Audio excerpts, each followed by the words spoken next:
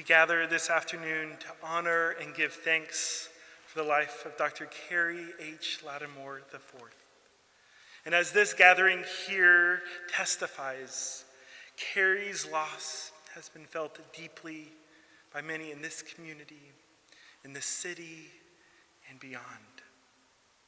Since his death this summer, he has been mourned and honored in many ways, including his beautiful homecoming service at his home congregation of Mount Zion First Baptist Church.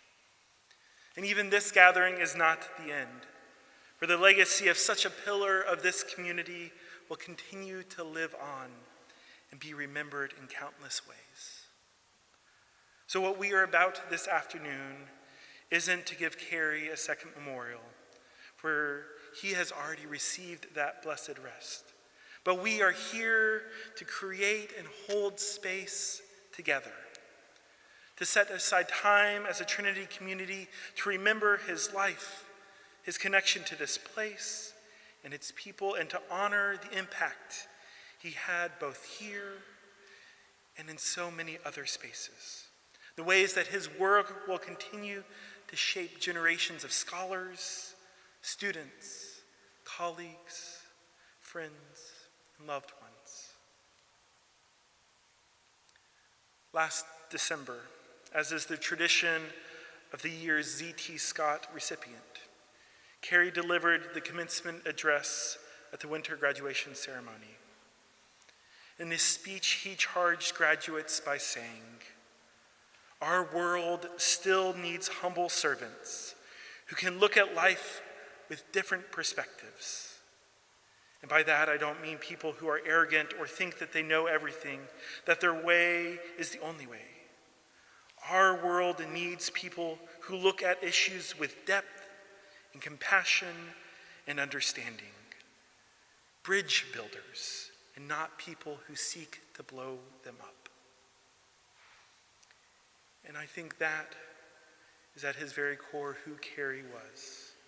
A humble servant who looked at issues in his research on this campus, at his church, in the city, with depth, compassion, and understanding.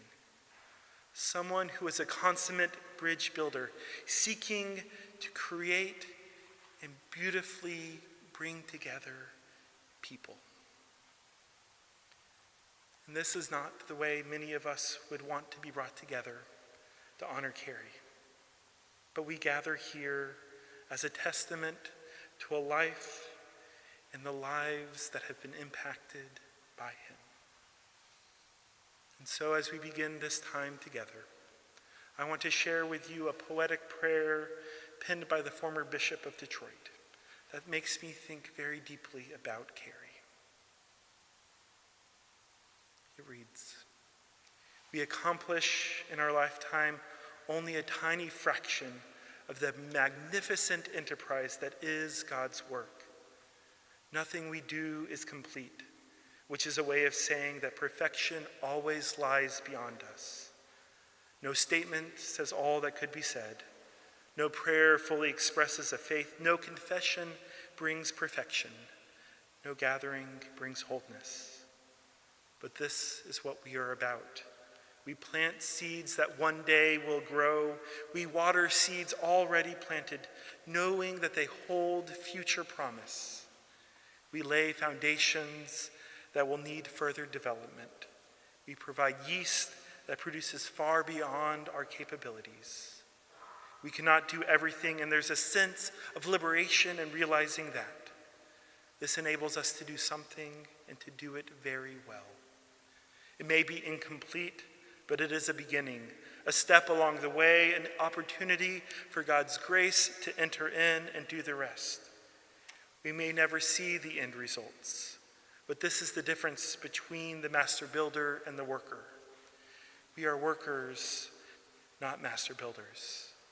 We are prophets of a future not our own. So this time and space is offered to you, to reflect, to remember, to pray, to grieve, and to acknowledge in the ways that Carey's life has planted seeds that will continue to grow and bear fruit beyond his and our own imagining. Throughout this gathering, we will hear from members of this community, from those who knew Carey as a colleague and scholar, mentor and friend, and beloved family member. But each of us here carries our own stories of Carey into this space. So I invite you for just a moment to call to mind your own memory of Carey and hold it now.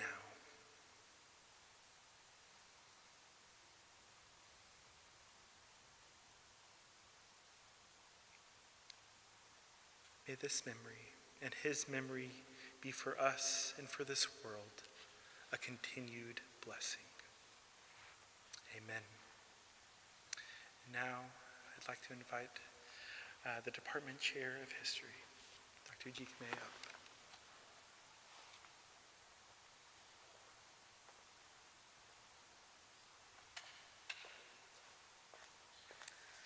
Hello, everyone. Welcome. I don't have much to say. I'm not going to say much. I'm just here to welcome you and to say that I'm glad to see all of you. This is not a day I ever expected to see, as you can imagine. I don't think any of us here expected to be standing here celebrating, remembering Carey. Carey and I came to Trinity at the same time, the very same semester. So it's surreal, continues to be surreal, but I'm very glad to see all of you. I wish it was a different occasion, but I do say that I really want this to be a celebration and a remembrance. I have so many memories of Carey from the years we were at Trinity, but also the time we went to South Africa together with plans to eat food with Almi that, did not come to fruition. But I just want to wish you all a warm welcome. Thank you.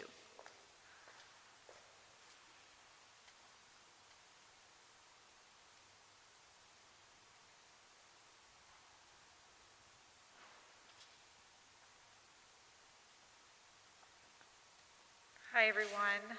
It's good to see you all. Thank you so much for being here. We chose, as a department, a reading from the Bible that is featured in Carey's book, and that meant a lot to him. In my distress, I called to the Lord, and he answered me. From deep in the realm of the dead, I called for help, and you listened to my cry. You hurled me into the depths, into the very heart of the seas, and the currents swirled about me. All your waves and breakers swept over me. I said, I have been banished from your sight, yet I will look again toward your holy temple. The engulfing waters threatened me. The deep surrounded me. Seaweed was wrapped around my head. To the roots of the mountains I sank down. The earth beneath barred me in forever. But you, Lord my God, brought my life up from the pit.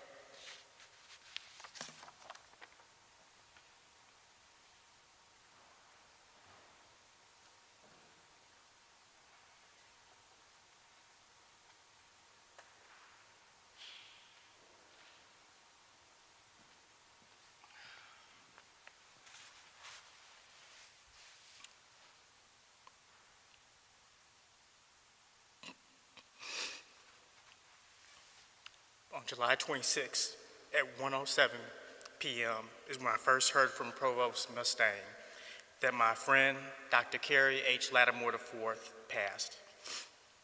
The emotions were just too much, especially after the month before my father passed away. With me crying, yelling, and to be honest, blurting a couple of curse words. Megan, I'm sorry. Chaplain Alex would happen to be on the 4th floor to be there to comfort me and support me, and I thank you for that. I really do appreciate that. This pain has been felt not just with myself, but a lot of people here at Trinity, in the San Antonio community, and elsewhere. But Chaplain Alex is right. We are here to honor Carey's life and his great legacy, and it is amazing, ladies and gentlemen. I've known Carey for 18 years, and he will always be my TU brother for life. I mean that. When Carey and Nene and Twyla, who's now Dr. Huff, arrived on campus the year after I did, that was very important for me because there weren't that many black faculty and staff on this campus. To be real, we can count it on two hands how many of us were here. And so that was very important to have people like that I could relate to. And I remember having stories with Carey, conversations with Carey about the unique, and I mean unique frustrations and challenges that we faced here at Trinity, but also the universal joy that we experience in educating these amazing students, and they are amazing students here at Trinity. And the academic freedom that allowed us to chart our own path. And again, Carey's path was just amazing. Now, Carey loved inspiring, and a term that my friend D says, stretching these young minds. And students clamored to enroll in his classes and to make sure they got FaceTime with him. You see, this is what he was meant to do. This was his calling. His excitement for teaching was not only amazing, but inspiring. And you'll hear directly from students in their own words, and it'll be truly moving, because there's so many students that he touched in their lives. And it was, like I said, it's truly inspiring the way he cared about students and the way he mentored students. One thing I remember about Carey is the time that he congratulated me on a grant I received. Now there's one thing, I didn't mention it to anybody, that many people. And so I was like, Carey, how the hell did you find out about this grant? And he calmly said, President blank, first name, not Danny or Dennis, I'll just leave it like that, stopped me the other day and congratulated me on an ASHRAE award. After we looked at each other, we just started busting out laughing, because we just like, it is what it is, and just leave it like that.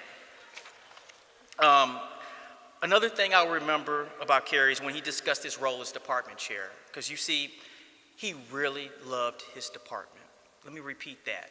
He really loved his department.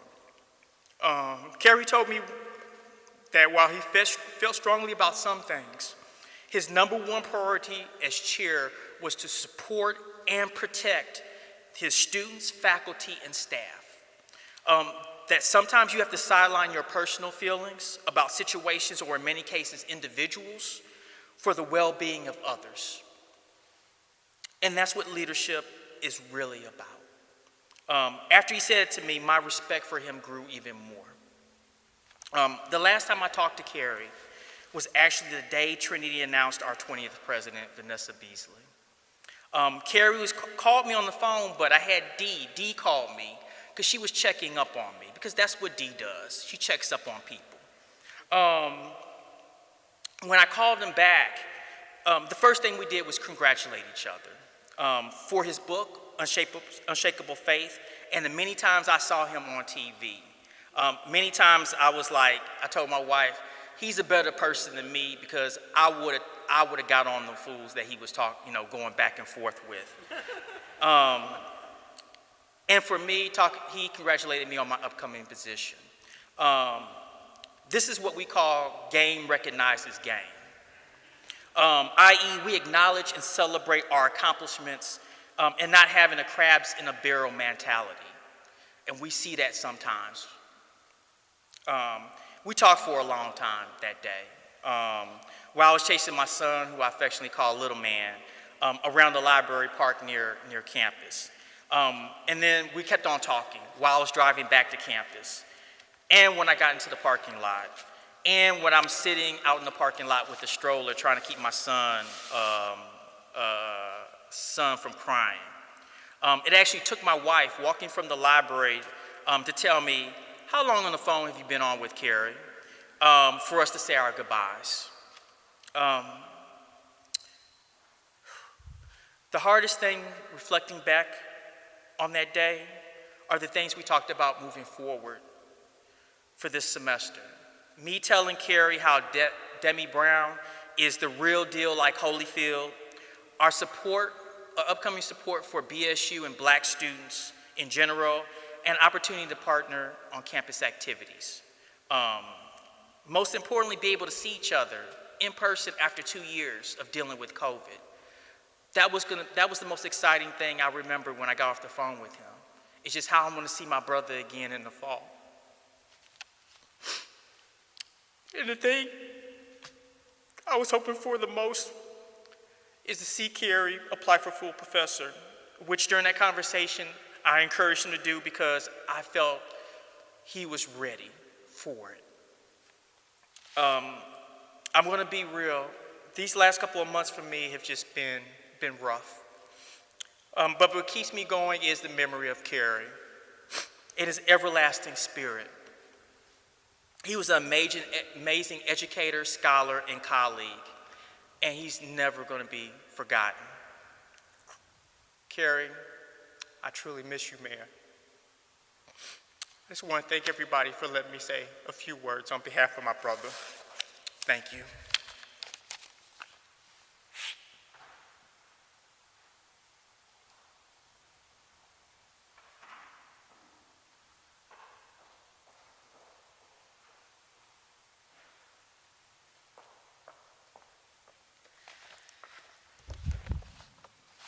It is an honor for me to speak today about my friend and colleague, Dr. Carey Latimore IV. Carey and I spent our years at Trinity as sort of counterparts and peers. We both specialized in the 19th century United States, Carey in history and I in English. Carey and I also chaired our respective departments at the same time, and we often compared notes and strategized together about the various complex situations we had to manage. Because Carey and I both worked on the 19th century US, we also spent several years working together as co-chairs of Trinity University's Roots Commission, which researches Trinity's founding and its early financial reliance on the institution of slavery. During that time, I had the pleasure of getting to work more closely with Carey, to see up close how his extraordinary mind worked, and to collaborate on a project we both cared deeply about. Carey and I planned to step down from both the Roots Commission and our roles as department chairs at the end of the 2020 academic year. And we spent that academic year gleefully counting down the remaining days left in our term, 300 days, 200 days. But things became complicated around the 100-day mark because COVID entered the scene and everything shut down. We never got a chance to celebrate together, and we both retreated to a year's sabbatical, and I lost sight of Carey during that year of quarantine. After things opened up and we all returned to campus, I heard that he had lost a lot of weight, but I didn't know just how sick he was. And the announcement of his passing this past summer came, as I think to all of us, as a sudden and terrible shock. Like many of you, I have spent the last several months grieving Carey's sudden, premature death and reflecting on the kind of man he was. I have thought about his kindness and his ready laugh, his magnificent smile that could light up a room. I've thought about the particular look he would make when he was about to make a joke or offer some trenchant commentary. I've thought about those hilarious movie posters in his office in Chapman. I've thought about the retro album covers tacked above his bookcase. But I have also reflected on Carey's total selflessness and dedication to others. His teaching and mentorship touched countless students, many of whom traveled a great distance to be here today. No matter how busy he was, he always had time to talk to students, to advise them, and to listen.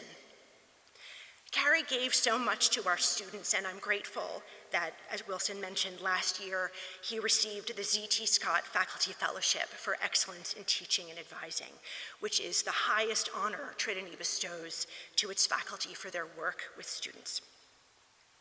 Teaching was indeed a genuine calling for Carey, and he brought his wisdom not only to Trinity students, but also to the wider public.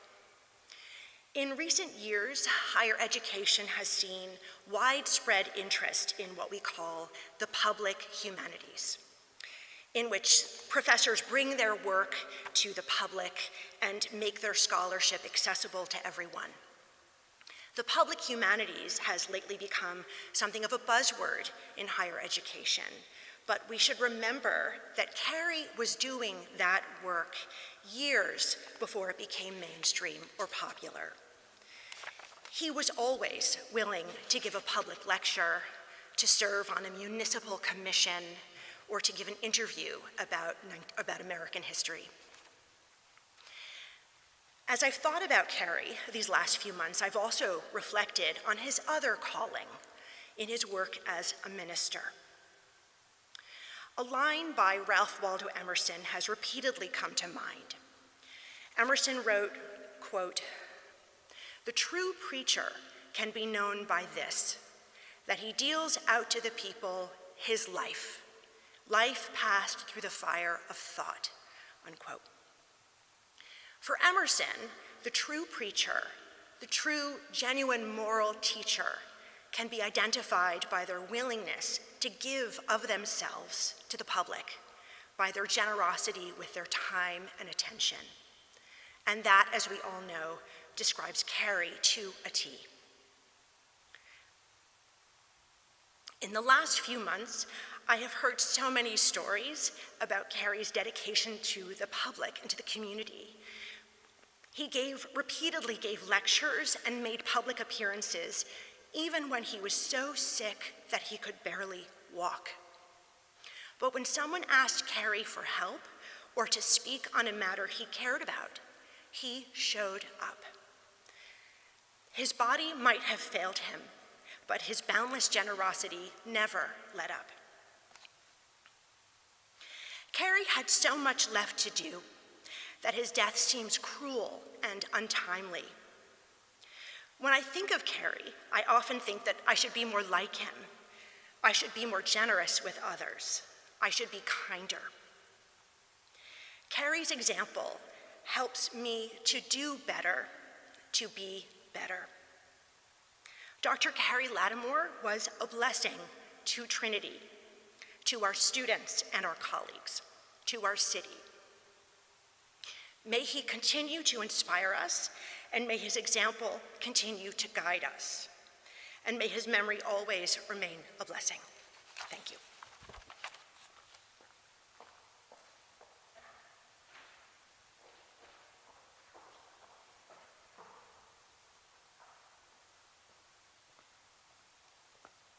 Hi, I'm Todd Barnett. Carey was my colleague in the history department and my very special friend. I've been practicing this, so I'm going to try to keep this short and sweet, kind of how I perceived Carey.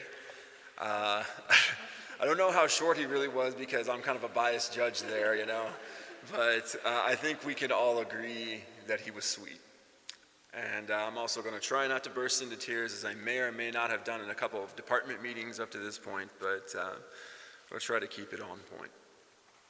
I'm going to talk about how Carey loved people.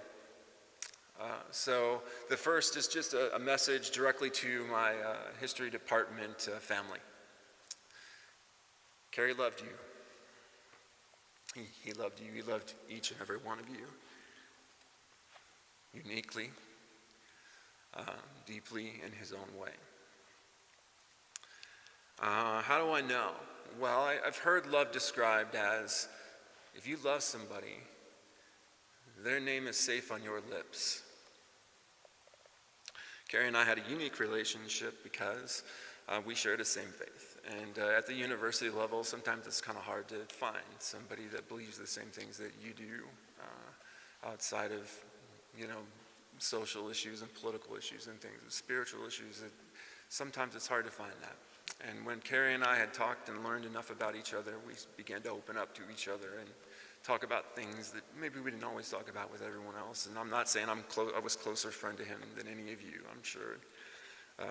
Wilson, who knew him for 18 years, you probably knew a lot of things I didn't know, and probably close in your own way that was much different than mine, but we were close. And if you were close with Carey, he would say, "Hey, got a minute?"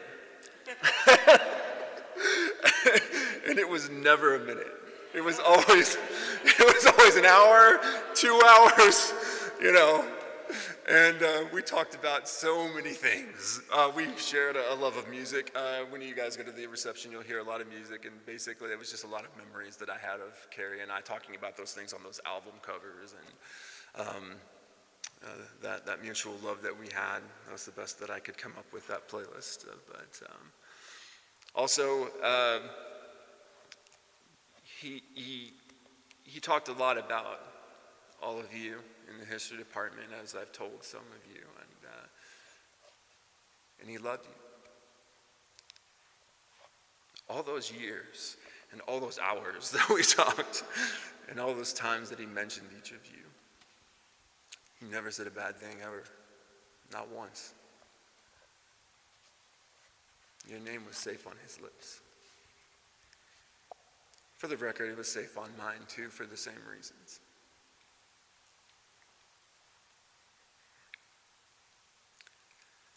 Now let me tell you how I know Carey loved me. We've talked about Carey's book, Unshakable Faith. This title means so much to me because this is how I saw Carey. This is how I saw love in action from Carey. I came here as an adjunct. Some of you students may not know what that is. That's like a part-timer who's probably just passing through, and it's kind of at the lower end of the social hierarchy here in the faculty ladder. But Carey never treated me that way. The moment that I came, I just wanted to say hi. I didn't schedule anything. I just wanted to just walk in at a certain history department, see somebody, and say, "Hi, I'm Todd. I'm going to be teaching a history class this spring." And Carey literally grabbed my hand and pulled me in and said, "Welcome, I'm so glad you're here." And from that very moment, he treated me with kindness. He treated me as an equal. He let me know that I was valuable and I was welcome here, and that I had a place here. And I will never be able to tell you how thankful I was for that. He and I would talk a lot about my career aspirations. When I first came here, I was not planning on staying here. Maybe a year, maybe 2. That was it. I was finishing my dissertation. I was working toward and applying for other jobs, and that was my goal. I'm going to go get that tenure track job that all of us think it's going to, make it all of the struggle worthwhile who go get a PhD. And I kept getting interviews for 3 years, and every year I kept getting interviews for that. "Oh, that's an even better job. Oh my gosh, that's why I didn't get it last year. Oh, I'm going to get it this year because, And every year my hopes would get so far up, and every year Carey would help me prepare. And every year I would not get the job, sometimes multiple jobs. And every year I would be crushed. And at the end of that third cycle, I just said, "Carey, I don't think I can do it anymore. I don't know if I'm meant to do this." And he wouldn't hear it. He just said, "Nope, I'm not going to believe that."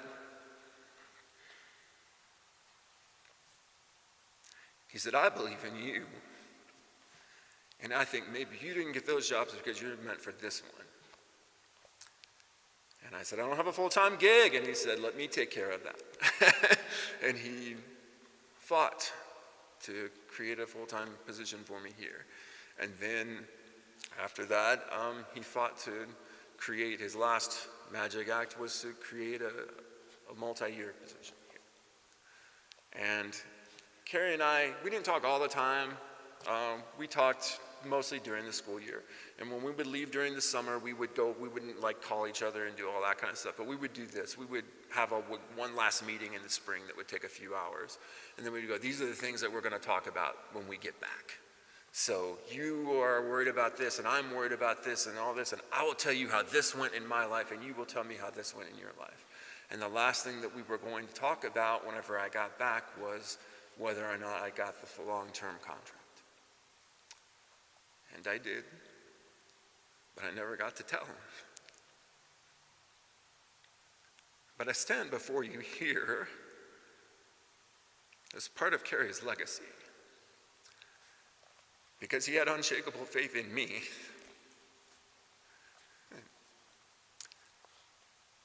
And now, after these years, I finally have started to believe that I belong here. And that's because of Carey. I will also say this. My family in the history department, those of you who worked with him, he had unshakable faith in you. I heard about all the products and projects and plans, and probably there's some other P word with alliteration that would make this sound cooler, but I can't remember it, everybody was involved in. He always talked about them with pride and belief that they were going to work and turn into something great. And then also his students. If you were one of Carey's students, would you raise your hand if you were one of Carey's students? Carey had unshakable faith in you and what you were going to do with this world after he left it. And none of us thought that was going to be this soon. But you are part of his legacy as well.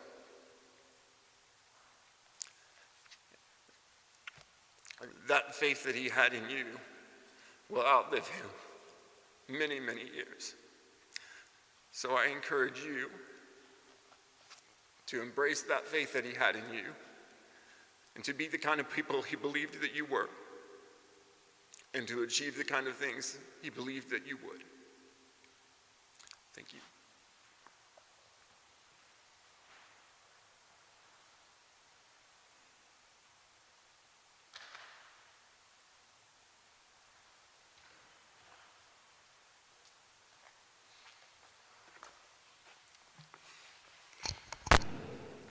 My name's David Lesh, and I am a longtime colleague of Carey's, and more importantly, a longtime friend.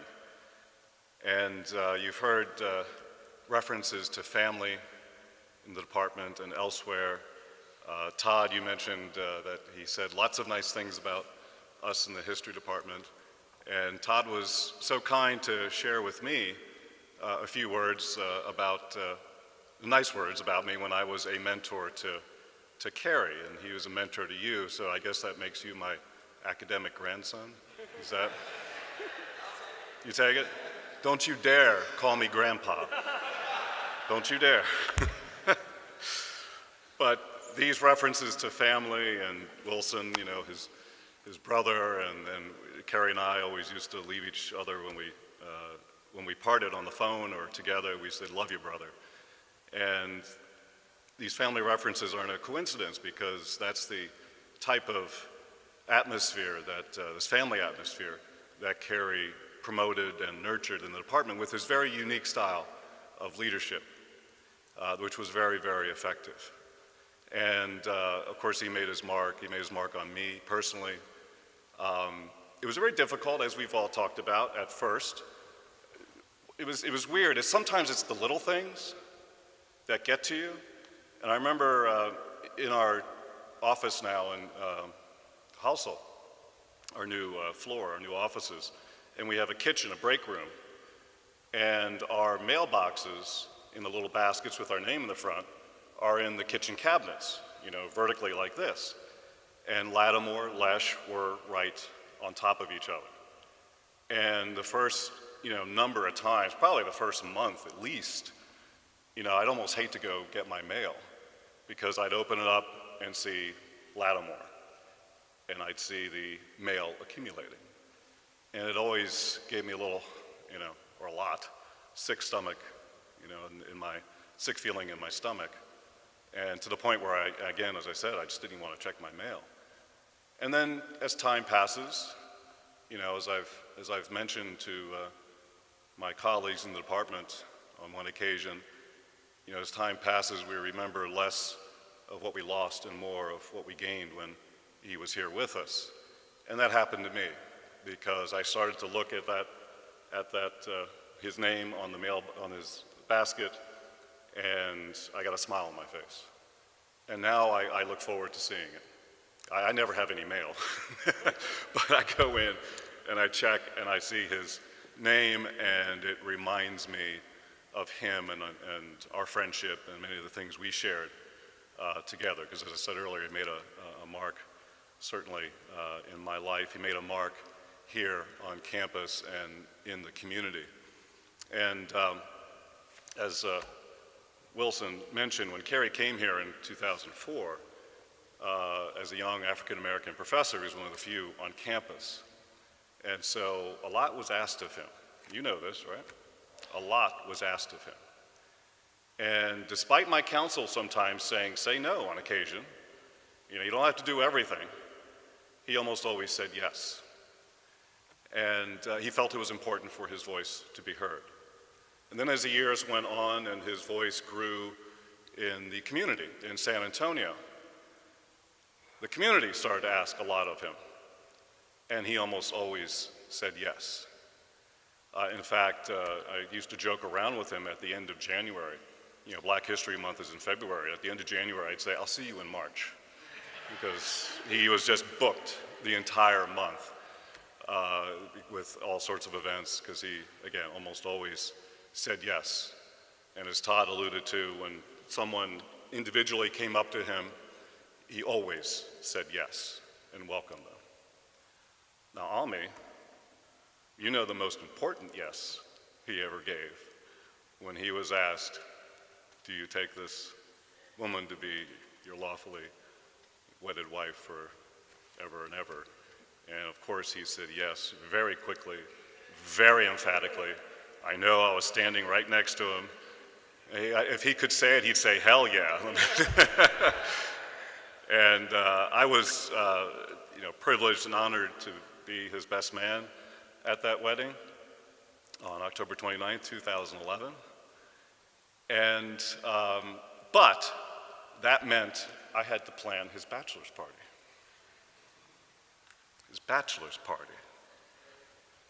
Carey, an ordained Baptist minister, doesn't drink a drop of alcohol. You know what type of bachelor party this was not going to be. I've been to some back in the day, a long time ago. You get picked up in a shuttle bus or a limo, and then the next morning you have two questions: where am I, and how did I get here? It was not going to be like that. And so I was racking my brain, and I finally just asked him. I said, what do you want to do? He said, let's go bowling. And so we got all the guys together, the buddies, and my wife, Judy, and her first bachelor's party ever, and some other significant others, and we went bowling in Houston, where the wedding took place. And it was the most fun I've ever had at a bachelor's party. There was no alcohol, it was a lot of unhealthy foods, a lot of bowling, and it was just a great, great time, except for the fact that my wife, Judy, outbowled all of us. And she reminds me of that to this day. But a great time. And that was Carey. He generated joy and had fun in expected and in unexpected ways. And he brought that in many aspects of his life and to everyone who was privileged to get to know him. I gave a reflection, as some of you may recall, who attended the service at Mount Zion First Baptist Church. And I recited a quote from Jack London that he iterated in 1916 to a San Francisco newspaper. I debated whether to do it again, but I think there was a lot of people here that weren't at that service or weren't attending. I apologize for the redundancy for those of you who did attend, either live or virtually, but I think it's worth repeating. It's quite fitting, and especially for his students out there and other young people who've been mentored by Carey. And it's about someone passing before his or her time. It's about a life cut short. But in my opinion, it's only a life cut short if you didn't do anything. It doesn't matter whether you're 96, 46, whatever. What did you do when you were on this earth? And that's what Jack London means when he said the following: I'd rather be ashes than dust. I'd rather that my spark should burn in a brilliant blaze than be stifled by dry rot. I'd rather be a superb meteor than a sleepy permanent planet. The purpose of man is to live, not to exist. I shall not waste my days in trying to prolong them. I shall use my time. And I think that's his message, his legacy, is, again, Todd was alluding to his students especially. His life is this message to pass it on because he used his time really, really well. Thanks.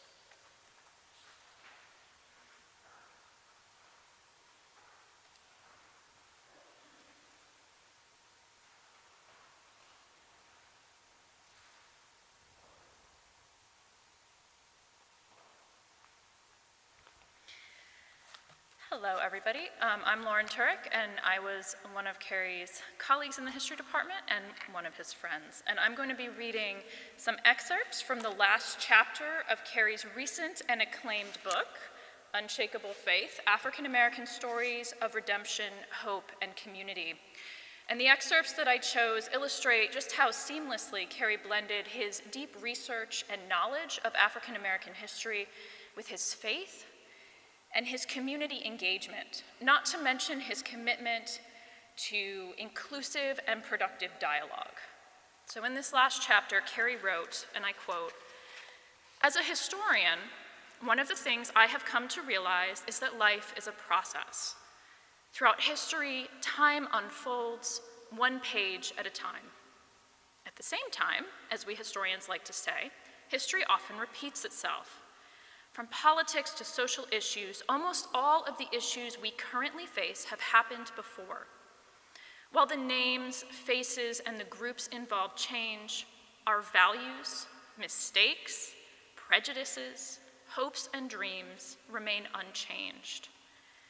When we look at life through the prism of history, one wonders how much different humans are today than the historical Adam and Eve. The pressures they faced eventually led to their fall. Were they so different from us? And were their struggles so unlike what we feel or face today? I doubt it. Those of us who are interested in racial reconciliation must remain steadfast.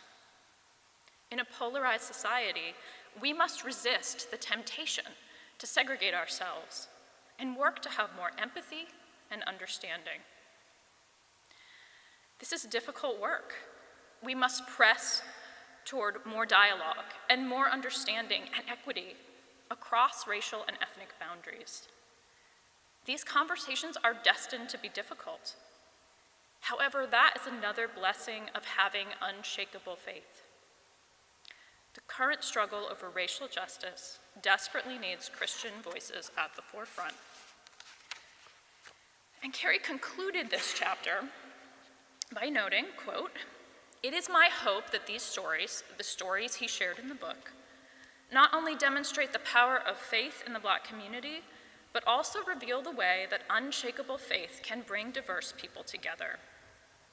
I hope that this inspires more collaboration. I know that our faith can serve as a vehicle to help us press forward and push for redemption across our nation's great divides. Carey was skilled at this work, and I see this excerpt as a call to all of us to continue his legacy.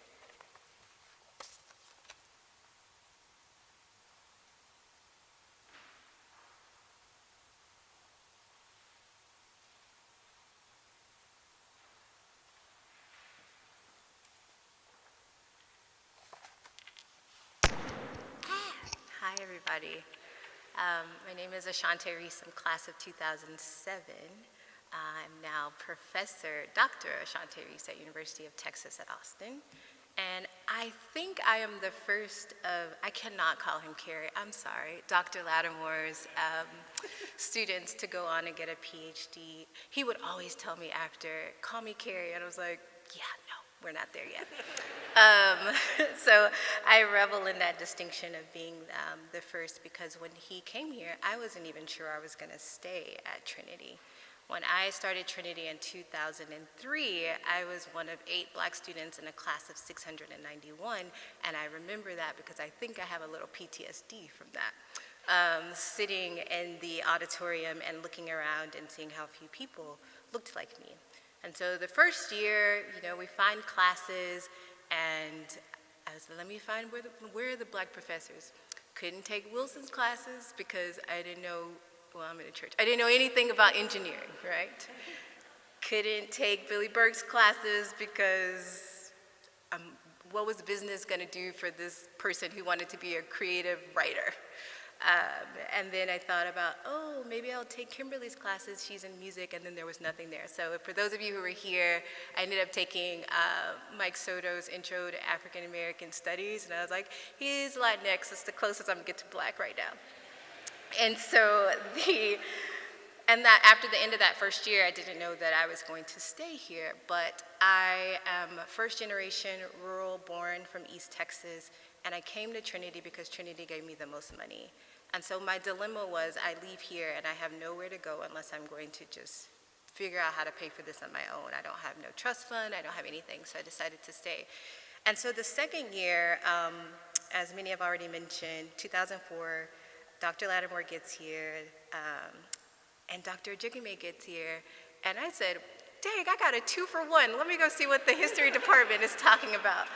And I did go see what the history department was talking about. And a thing that I always think about myself is I pride myself on deciding that I choose the people that I want. Once I see you and I'm like, I like you, I'm going to choose you.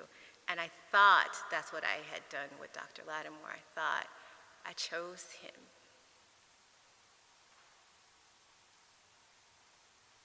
And the whole time, I have a little bit of background in community organizing, so we talk about organizing people into the formations that we want. And the whole time, he chose me.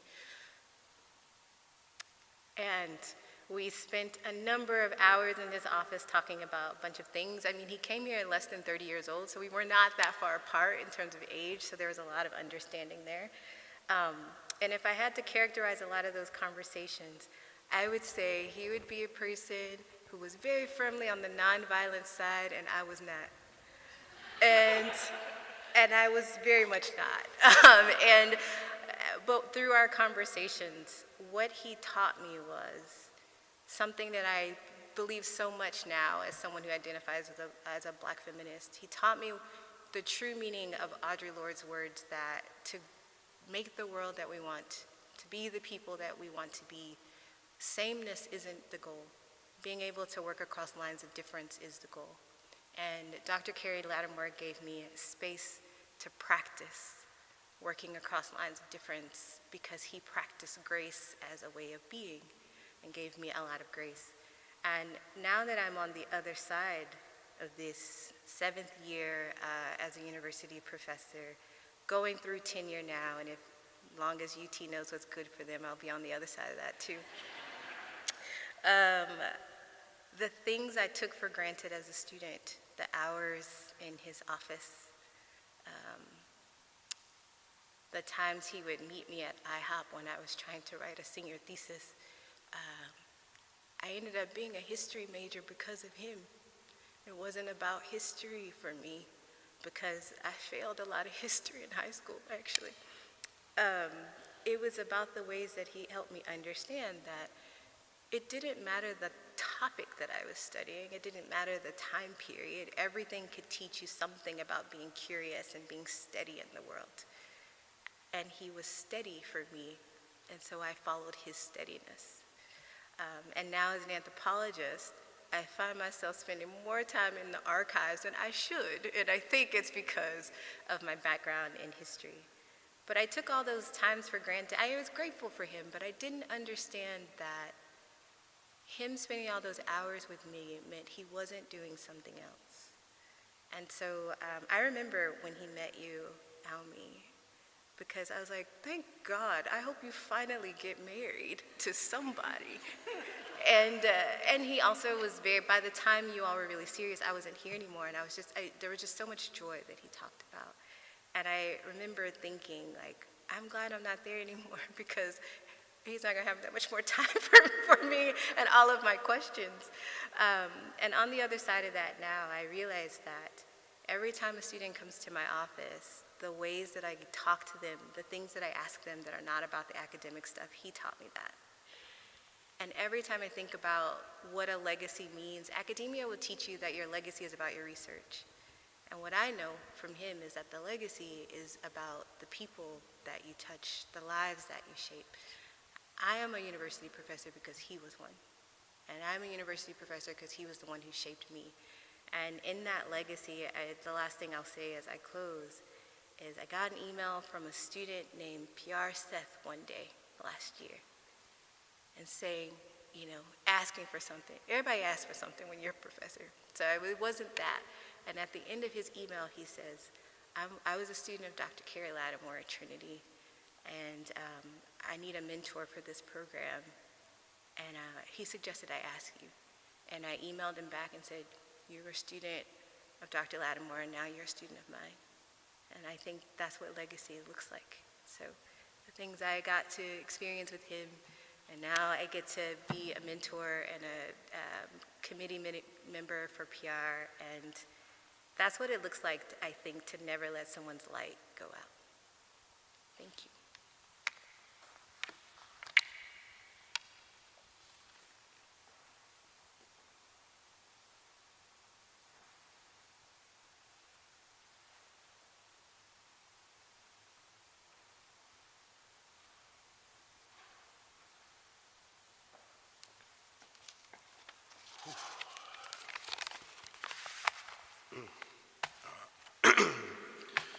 Good evening, everyone. My name is P.R. Seth, and I'm a doctoral student at Johns Hopkins University. Words will never be able to describe how much we miss this brother, our friend. Fair warning, y'all, I grew up Baptist, and one thing about us Baptists is we have a tendency to be a bit long-winded. I'm gonna do my best to keep it brief, and I'm also gonna do my best not to tear up in the process. But try to keep it brief, namely because there probably isn't much that I can say that hasn't already been said. You all already know Doc he was an extraordinary human. And I use this term human intentionally because there was just something about Doc, his spirit, that was just so deeply humanistic. It was personal, it was moving. Doc very much practiced what I kind of call deep relation. You got the sense that when you were speaking to him, that he saw you, right? That he was listening. He was a great listener. He was funny. He was brilliant. He was all of these things. But I suppose I wanted to add another characteristic to the mix. I wanted to talk about how cool this brother was. I wanted to talk about how cool he was. Doc was a cool cat, man. He was a cool cat. For those of you that might not know, I don't want to give too many of our secrets away, but us black folk, we participate in this friendly game, this friendly competition. It can seem like a never-ending debate. It's called the I'm Trying to Get Like You Olympics. And so Doc and I, we had organized a panel for Black History Month when I was an undergrad, and so I went to his office as we were preparing, getting things situated. And Doc, like I said, he was cool, man. He had this swagger. And I walked into his office, and he had this bad suit on, man. He had this pink shirt, pink tie on. And I looked at him, and I said, Doc, you looking pretty clean, boy. You looking pretty clean. And this is how it starts. He says, hey, man, say, man, I'm just trying to get like you. And I said, no, man, I'm trying to get like you, man. And then he said, no, but you the one, you the dream, right? You can see it's like a never-ending debate. And I suppose one thing that I wanted to do before you all here today is I wanted to lay that seemingly kind of endless debate to rest, because I was always, always, always trying to get like that man. I have, and I will always, always, always try to get like that brother. Doc had this, he had this swag, he had this spirit, he had this soul that is unique, it was singular. You're gonna be hard pressed to find someone that can touch Doc in the character category. He just had this way, he had this air about him, and so I wanted to share just really quickly, just a quick story with you all. And this is actually right before I'm about to graduate.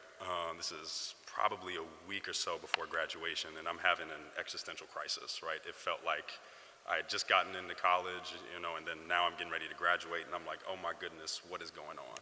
And so this is a Friday, it's about 4 o'clock on a Friday. And I walked over to the history department to see if Doc was there. And he was, he ended up being there late in his office this day. And I asked him a really, really, really silly, stupid question, man. At the time, this was the only language that I had available to me at the time, but I mean, it was a really, really silly question now that I think about it. And so I knocked on the door, and I said, yo, Doc, how you do this thing called life, man? Like, how you do it? And he was on his laptop, and he looked up at me, and he said so earnestly, so honestly, he said, well, shoot, brother, I'm trying to figure it out myself, right? And I started cracking up because I was leaning up against the wall, and there was this sign that said Dr. Carey H. Latimore, chair of the Department of History, right? And so this is one of the most well put together brothers that I had ever met in my entire life. And he just said so earnestly, so honestly, shoot, man, I'm trying to figure it out myself, right? And so he called me into his office, and he said, come on, man, sit down, let's talk. And on me, I want to apologize to you because he was late to dinner that night because of me. I just had I had just a habit of just talking at this man. But he called me into his office, and I'm just talking at him for at least an hour. And he just, and like I said, he was a great listener, and he just nodded, and he was listening, and he just let me just get it all out. And then after I finished rambling, he said to me so succinctly, he just told me this very single short story. And he said, so P, I lost my mom this past year, right? And he told me how, before he matriculated to the University of Richmond, he ended up spending a semester at home before he matriculated to the University of Richmond. And he said to me, P, I wouldn't trade that semester that I had at home for anything because I got to spend it with my mom. And he said, and I'm just telling you this because if you get a chance to go home, go home. And that really hit because Doc and we were both from Virginia. And so one of the things I was wrestling with a series of research positions. And so like I said, it was that Friday, 4 p.m. That Monday, I ended up calling and ended up taking a research position back in my hometown. He knew it would hit. And so, like I said, that Monday I called.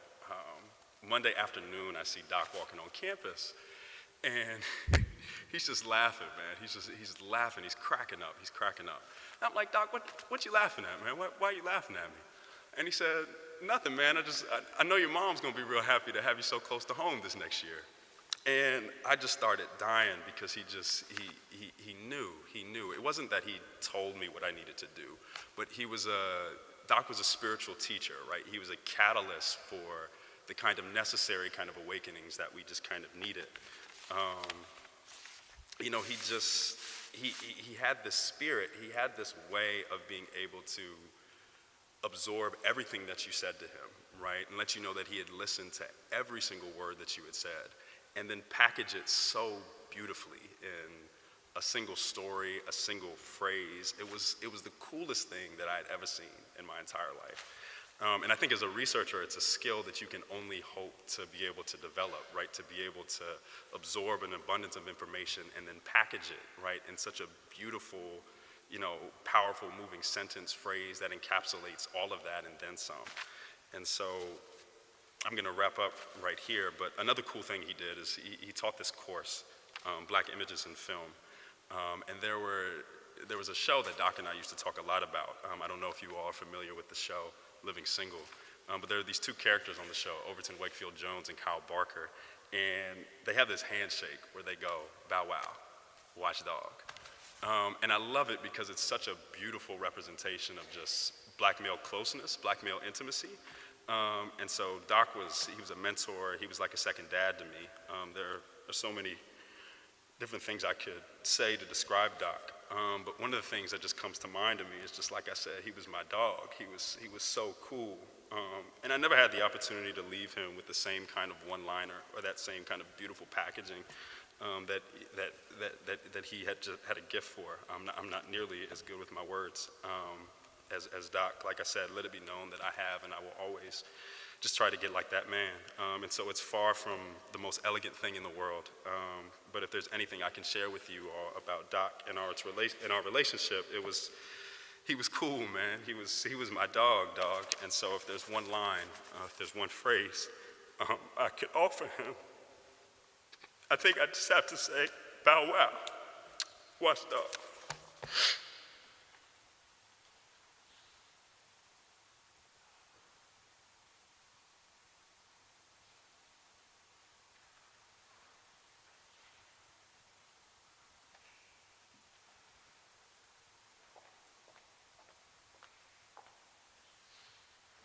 Good afternoon, everyone.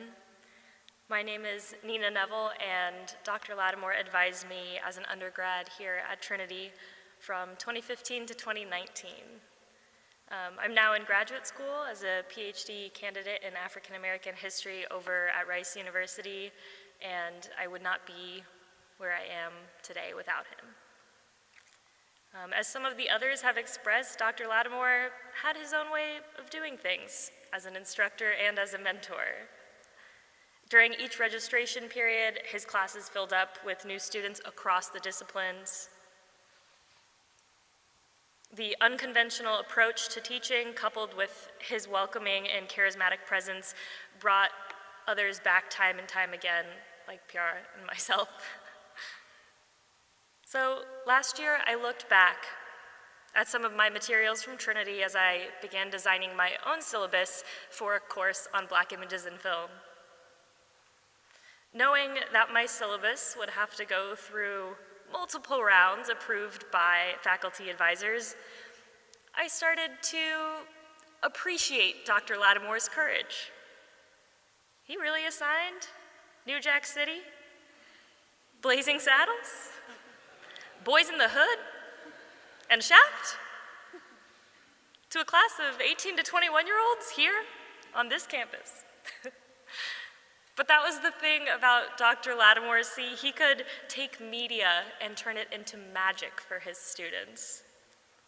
As I grew to know and understand him, I realized that every bold pedagogical choice was intentionally crafted. He meditated and ruminated on his actions in a way that wasn't always obvious from his blasé demeanor. And yes, he would hate that I just described his demeanor as blasé. As many of you know, he was as patient as he was courageous. And trust me, patience was necessary to mentor and advise me during those 4 years. Working alongside him on an interview project, he coached me on how to have conversations outside my comfort zone, how to give space for people to feel not only heard and seen, but empowered in their own narratives. He gave me the space to rage while exploring the nuances of racism, colorism, and sexism in my own research without judgment. He mentored me much like watching a toddler try to walk for the first time, with patience, with compassion, with care, and with love. Now, I stumbled a lot during those 4 years, but he always knew when to provide support, when to encourage, and most importantly, when to laugh. So yesterday, I wrapped up teaching for my first semester, teaching a college course as the instructor of record, and I couldn't help but think about the conversation that maybe we might have around this time. So I wanted to share with you all what I think he would say if him and I were having this conversation right now in front of all of you. I think if he were here today, he would encourage me, and probably all of us, to keep stumbling, falling, and getting back up. I would tell him that I'm finally feeling sturdy on my feet, and that the days of stumbling feel like a thing of the past. And he would smirk to keep from laughing.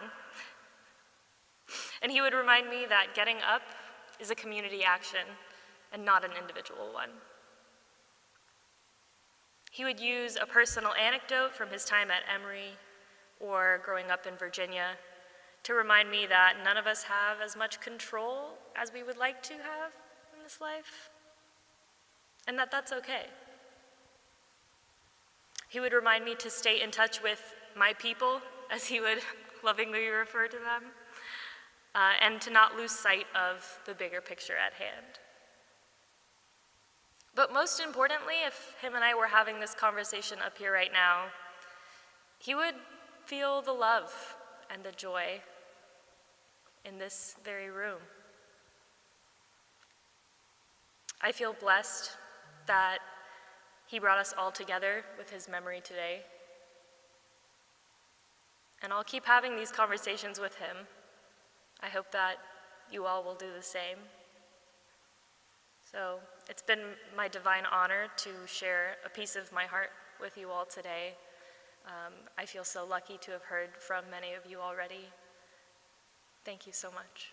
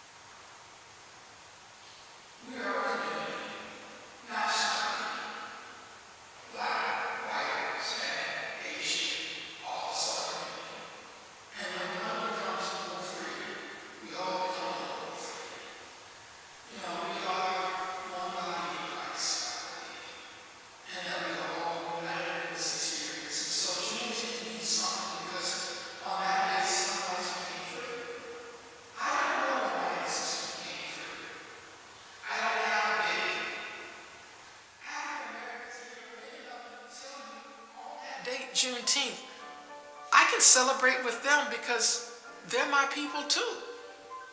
Juneteenth, Emancipation Day, Jubilee Day, all these things are about freedom. And on June 19th, 1865, somebody got freedom. Somebody's child got freedom. Somebody's mama got freedom. Somebody's grandmama got freedom. And when that happened, that's like an Exodus experience all over again.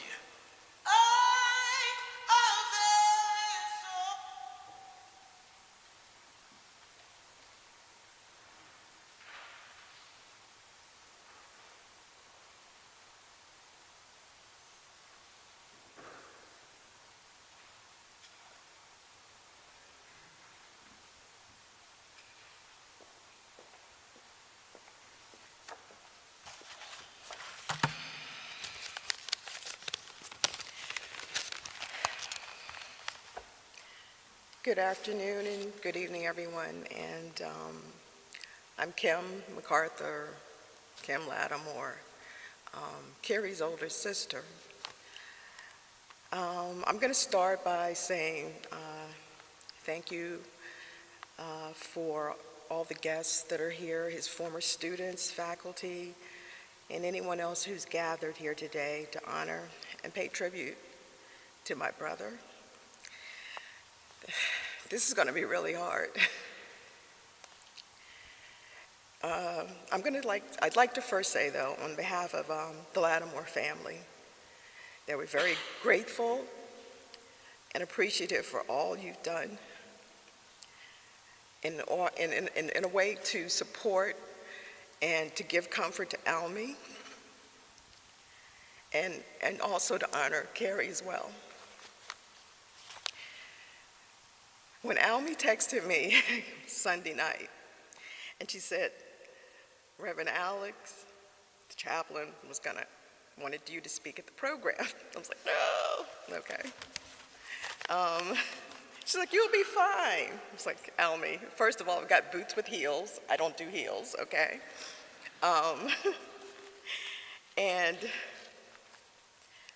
the ask was to give reflections about Carey. My first thought was, what am I going to say? What should I say? What will I share that you all don't already know about him? And for each of you that are here this evening or late afternoon, your relationships and what you shared, there were many commonalities, but also there were some really important, unique, and personal interactions you had with him. Just from hearing what you've said here today, what was said at the services, his homecoming, the one here in San Antonio as well as the one in Virginia. His interactions with all of you meant something and left an indelible impression on every one of you that you'll carry with you for the rest of your lives. All of his colleagues here, his former students, current students that had classes or took classes under him, as well as his friends,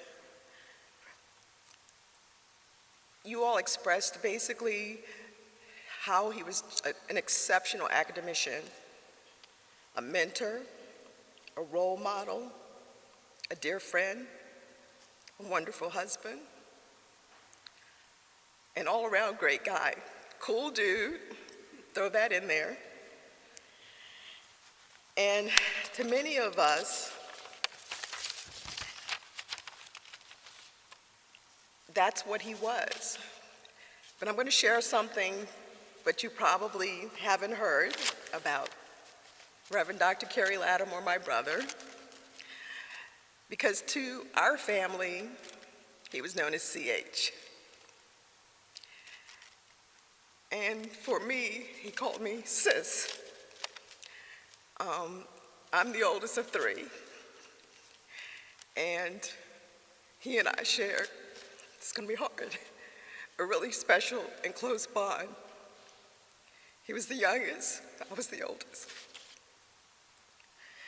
So I'm gonna just kind of give you a little different story in terms of what he was, in terms of how he came to be Dr. Latimore.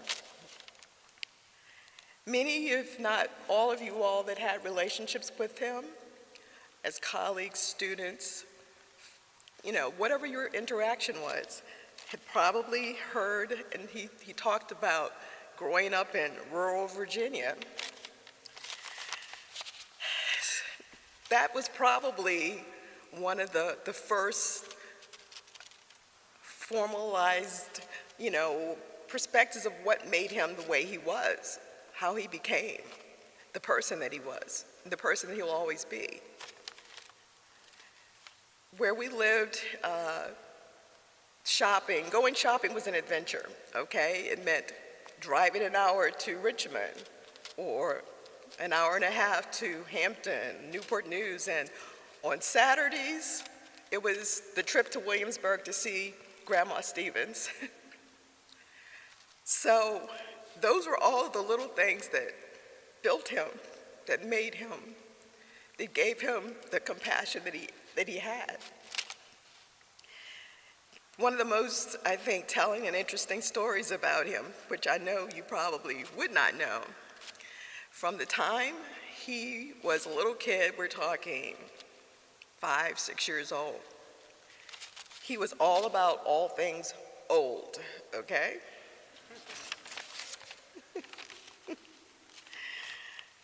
He absolutely looked for, sought out old records, old collectibles, whether it was furniture or coins or books or muskets.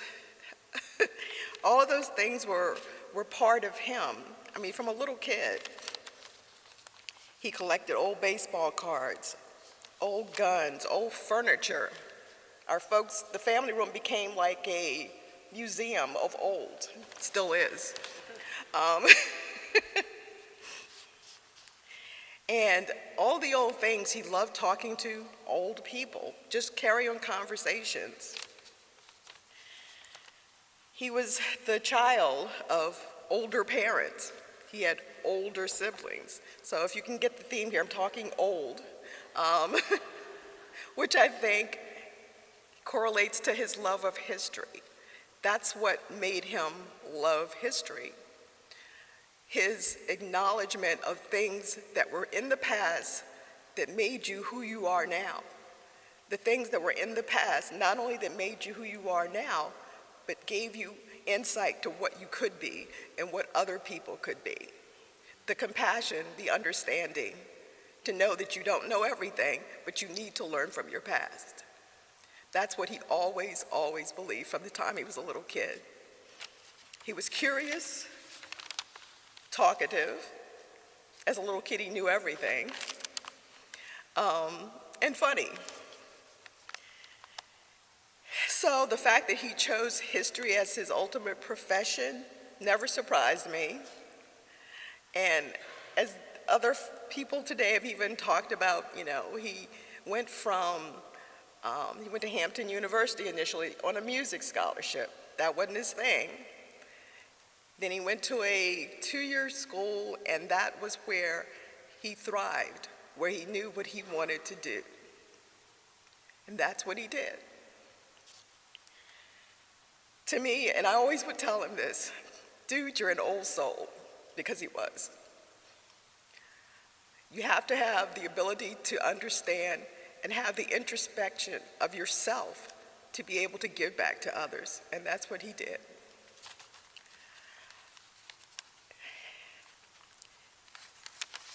It's his love of history ultimately is what brought him here to Trinity University. For him, it was community, it was home, it was where he knew he could give and where he could also get back. It meant the world to him to be here with all of you. My sister, my dad, and I, we are so thankful in Almy for the love, the support, and having that whole family community here at Trinity that he loved. It meant everything to him. I'm gonna, I guess, try to keep this as short as possible. I'm gonna close with a saying from an old hymn. My brother loved hymns. That was the Reverend Doctor part of him, the Reverend more so. I know not where the road will lead.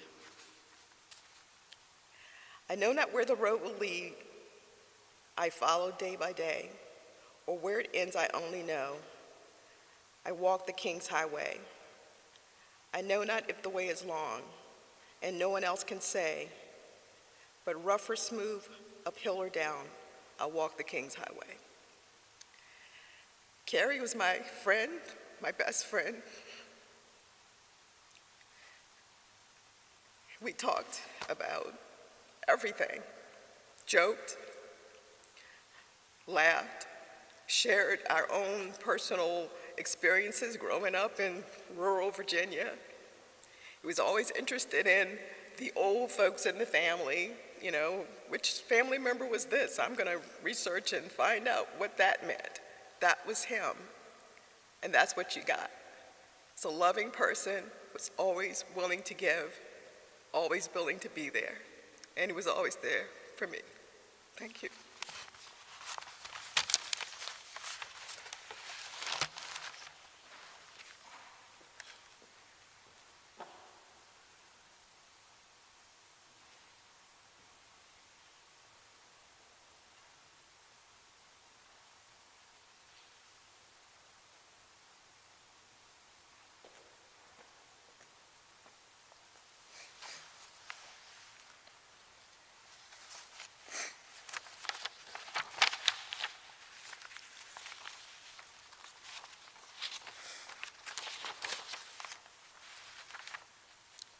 I'm here because Carey would have done this for me.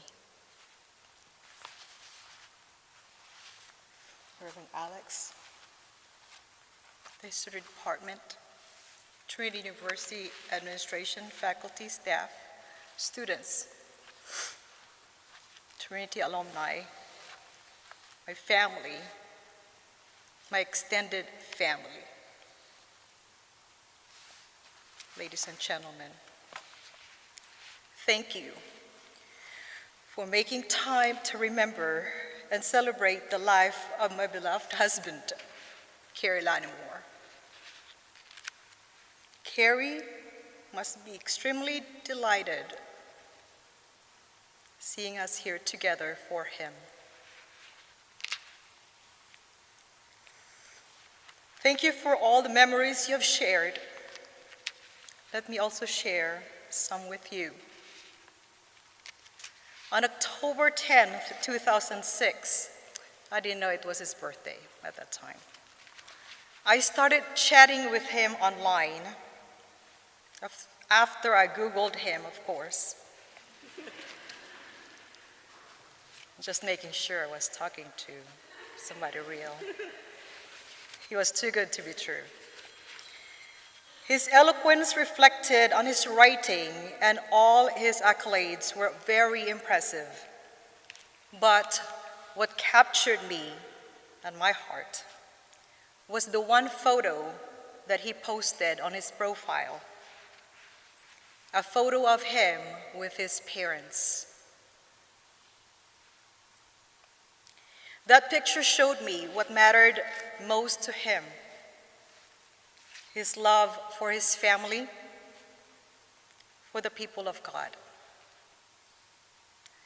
I was then only on free trial on eHarmony, where we met.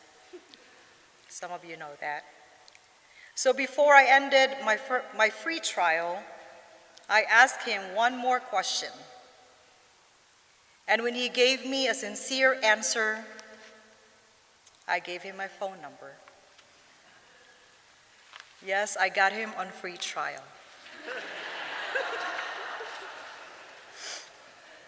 And he told me he paid eHarmony for a long time. Then we got married after 5 years, and that was the best thing that ever happened to us.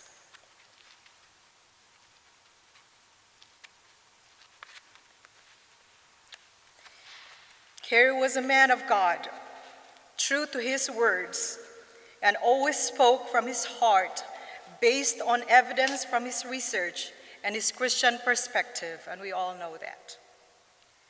This was evident whenever he spoke to any interview on TV, on newspaper, on social media posts, or even on casual conversations with you and me. And yes, even when he knew that he wouldn't be popular after he shared his thoughts. Carey loved his students, and he was very passionate about teaching.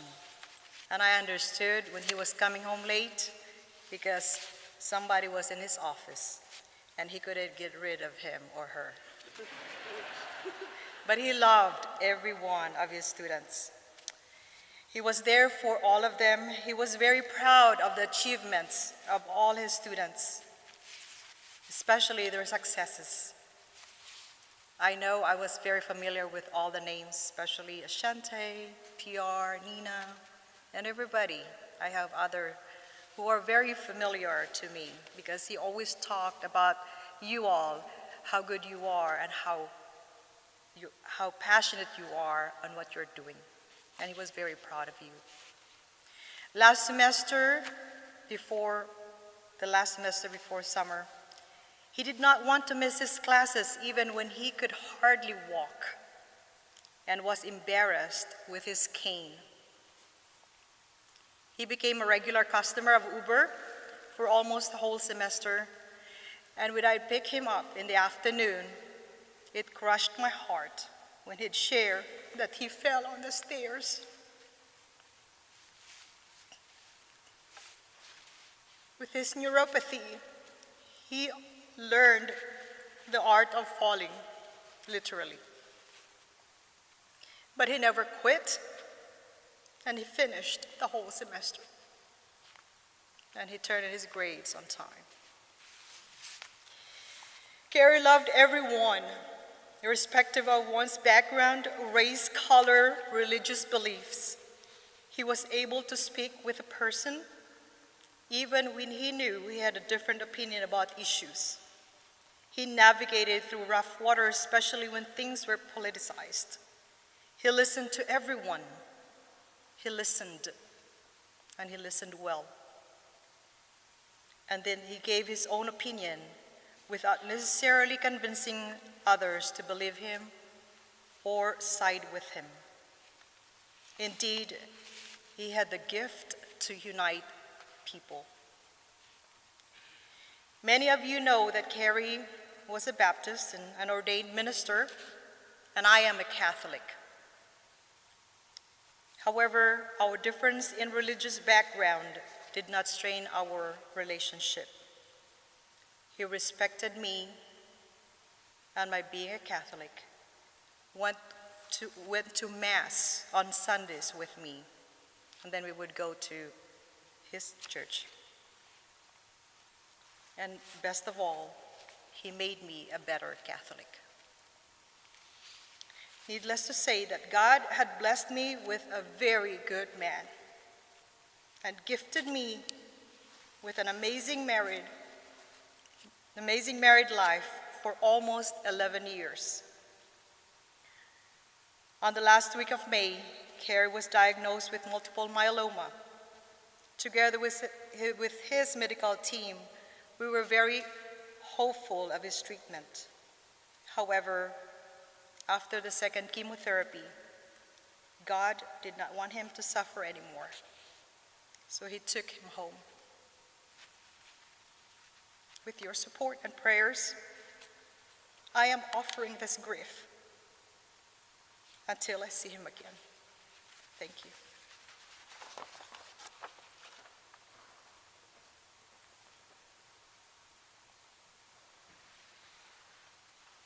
Thank you, Almi. Thank you, Kim. Thank you all who shared. And I know there are many other stories that each of us hold, for Carey loved stories. So following this service, actually right outside the chapel, you were invited to share those stories with each other and some chocolate, which was also Carey's favorite. So there's a spread of chocolate things and space for you to share stories. Give thanks for Academic Affairs in the History Department for helping to organize that.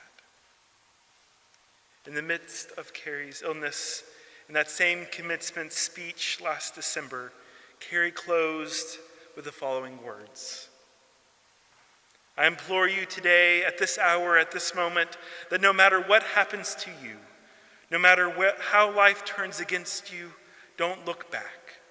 Recognize that what's ahead of you is greater than what you have seen right now. But don't forget and don't lose faith in our communities, our world, our nation, and yourself, no matter what happens out there. Remember, there is always hope. This was the hope and faith my ancestors had.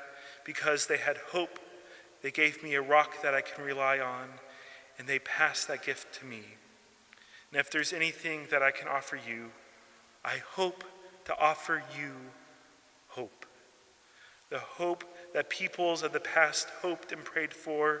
And if they could find that hope in the dark and desolate places, we can do the same. We've come through much by hope. And in a sense, that's what I think Trinity represents to all of us. Trinity represents hope, and I hope that as you leave this place, you keep that hope, and you keep hope alive in your hearts, spirits, and your minds. End quote.